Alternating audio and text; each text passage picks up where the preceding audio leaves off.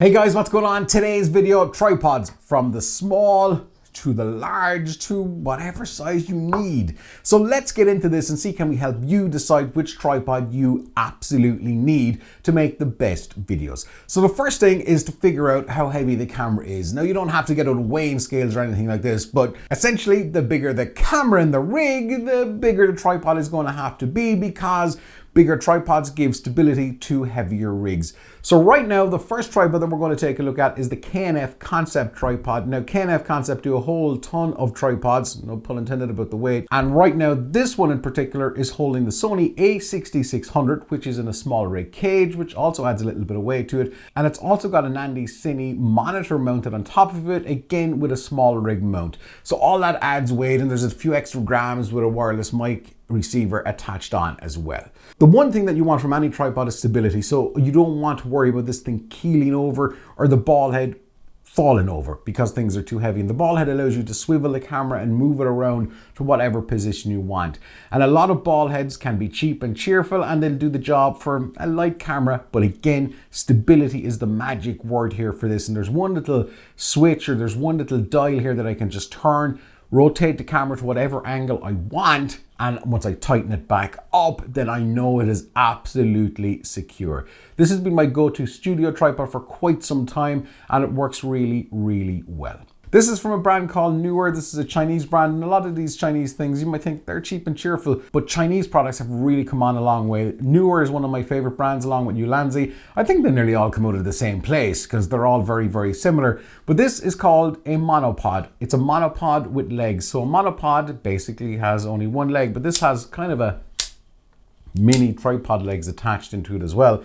So it stands on its own 3 feet. Monopods are great. They're very easy to fit into a bag and just kind of, they extend out and you can unscrew, and they go pretty large. I always get confused what screws where, and you can extend them for as long as you want. Now, the one thing here with this and with any monopod, if you're going to be careless with a monopod, then you deserve everything you get.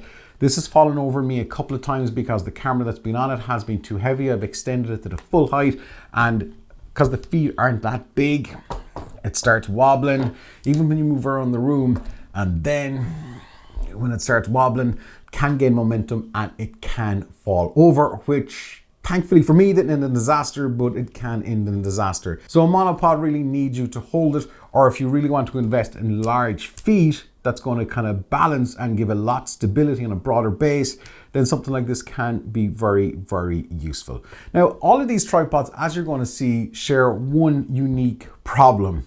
And I'm going to get that towards the end, and it's a big pain in the butt for anybody that's got any type of camera. It doesn't matter what type of camera you have. Anyway, moving on to the next one. This is called a tabletop tripod because it works on tables. So it's a pretty small tripod, and essentially something like this might be good for webcam usage if you're doing any kind of live streams. If you don't want to start sticking things onto monitors, you stretch out the legs and there you go, and you've got some room for maneuver to extend this up as well. And on the top, you have a little ball head, which is okay, not going to take a huge amount of weight, and you've got a dial here that you can turn and swivel things around and position the camera how you want. This is from Newer, cheap and pretty solid, but again, you got to have a good base, so this thing isn't going to fall over too easily. And for stuff that you're going to put on the tabletop, maybe it's a top-down shot and you're stuck for space, or again, that webcam streaming, this can work really, really well. As we go down the line here, we're going to get smaller, and I've got one other thing here as well, which is not a tripod. But man, it could be better than any tripod. More on this in a sec. So next up are these mini tripods. This is a Bluetooth remote, essentially for something like the Sony ZV-1 or a lot of the Sony camera lines. Now, this is for what it is. It's fairly pricey, and the one problem I have with a lot of these smaller Bluetooth remote stuff is flexibility. This is the only way it kind of goes. It goes left or right, and then you press in a button and it will go this way. Not exactly something that you're going to be able to dial in the position of where you want things very, very easily or quickly. So Bluetooth connects to the camera. You can press record, take photos with it. Really handy if you're kind of far away. And then this is something that I've only recently been sent by Cinny, who make really good products in my opinion, including the monitor that I'm using to shoot this on the Cinny A6 Plus. So this is the Iron Bee. It kind of sounds like a transformer, and this is my kind of first look at this. Open the box, get it all out, and then again, it is another Bluetooth remote. Now there's a couple of differences in this. Number one, it feels a lot heavier and more solid than the Sony. This is Bluetooth, so that's going to connect to your camera, and it'll work with a lot of cameras, not just Sony cameras, because here's something that's, I think it's kind of ingenious, is it comes with a little Bluetooth adapter that if this cannot connect directly to the Bluetooth option in the camera, then this can plug in and this connects to this. So it's an interesting system. And the one other good thing here is, like, these are Bluetooth tripods or Bluetooth mini tripods, and essentially all they are remote controls.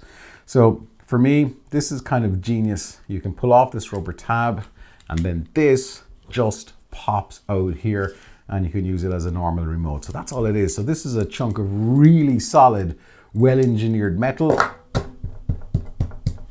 No giving it. And this remote magnetizes in, and that's it. There's an on and off button. Similar functionality to what you have on the Sony one here as well. But just, I think for bang for buck, this is obviously cheaper than the Sony one.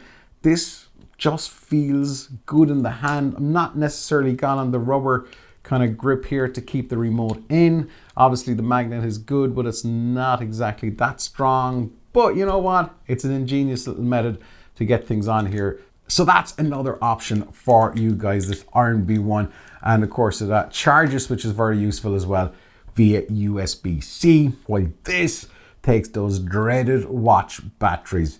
Now you never can tell what's left in any of these, so sometimes the batteries die when you're out and about and you're like, but at least with this, you could pop on a battery pack and charge it. Otherwise you're going to be carrying around all of these little watch batteries. Next up, and these are some of my favorite tripods.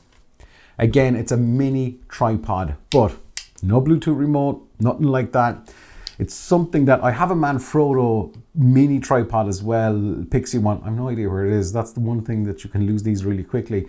But this is another one. This is kind of a generic brand. I forget what it's called. Same idea. You've got a little ball head here. You can unlock it with a lock, or you can lock it. And this one's a bit stiff, but you get the camera on here.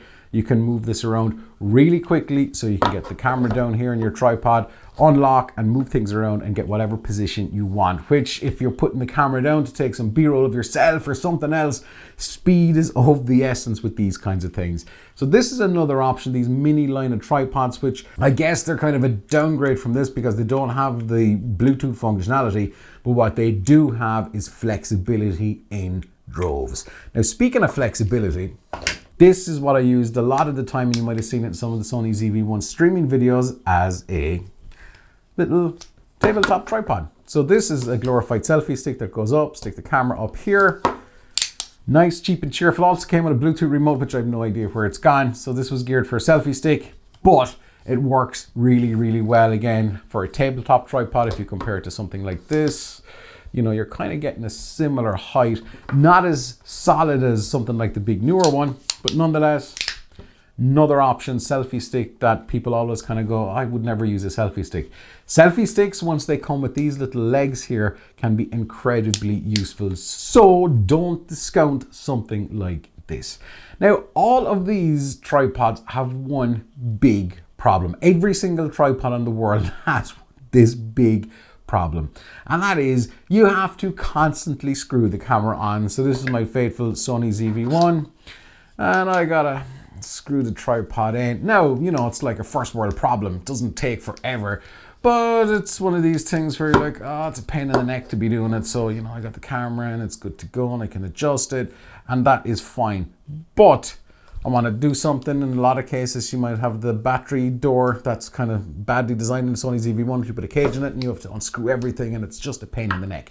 Doesn't matter the size of the tripod, all of these 1/4" threads that go to the 1/4" holes. There's a couple of different options here. One is the Arca Swiss, which kind of ties in, and this is a mounting plate. So the Arca Swiss is one type, and there's one here that I really, really like, and this is the Ulanzi Claw. All it does is it screws in here like this. So one part goes onto the camera, And then the other part, the base of it, goes onto the tripod, and all of these are 1/4 inch threads, keep in mind. So let's get this down here like that. And then this, just in a breeze, clicks in like that, and that's it. What more do you want? It just clicks in, and if you want to release it, 2 buttons, boom.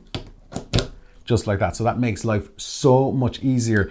And tripods do make life easier, but unless you have something like an Arca Swiss clamp or one of these Ulanzi claw style mounts, it's just a pain in the neck. But this makes life so much easier using something like this. And there's a little red button that you can actually lock it. Now, what if you're like, okay, Vic, that's all kind of cool, but I'm still not convinced? Well, you could get like an incy, wincy, teeny, tiny little one that it's tiny. It's not really good for anything. Generally, these things are thrown in with little mini gimbals and stuff like that. And for the best part, they're kind of junk. But you know what? No harm to have one in the bag. There is one last thing here that I want to show you guys. And I absolutely love this. This is by Small Rig, and it is a tension arm. Smart arm, they come under lots of different names, but essentially what it is it attaches to this clamp. This clamp attaches to whatever you want, and then you just unscrew, position things the way you want. Little ball head up here that you can rotate around, tighten it up, put the tension back in, and boom, it's there. So for example, you can get this onto a table really easily.